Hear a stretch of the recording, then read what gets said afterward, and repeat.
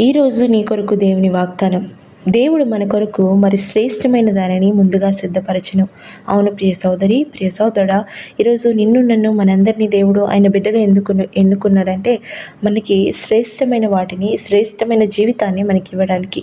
మరి ఎందుకు ఆలస్యం అవుతున్నది అంటే మన పట్ల ఆయన పరీక్షిస్తున్నాడు. ఒకవేళ మనము ఆయన శ్రేష్టమైన వాటిని, ఉన్నతమైన వాటిని ఆయన మనకిస్తే, ఉన్నతమైన ఆశీర్వాదాలను ఆయన మనకిస్తే, మనము ప్రతి విషయాన్ని బట్టి కృతజ్ఞత కలిగి ఉంటామా? లేదంటే దేవుడిని మరిచి మనం నడుచుకుంటామనే యొక్క పరీక్షలో మనం ఉండడం వల్ల దేవుడు కొంచెం ఆలస్యం చేస్తాడు. కానీ దేవుడు మనందరి పట్ల శ్రేష్టమైన వాటిని మన కొరకు సిద్ధపరిచాడు. ఈరోజు నీ పట్ల కూడా నీకు ఇవ్వవలసింది కూడా ఆయన శ్రేష్టమైన వాటిని ఇస్తున్నాడు. నువ్వు ఏదైతే ఆయన అడుగుతున్నావో ఆయన నీకు శ్రేష్టమైన వాటిని ఇచ్చి అందరికీ నిన్ను ఆశీర్వాదకరంగా మార్చాలని ఆశపడుతున్నాడు. ఆమేన్.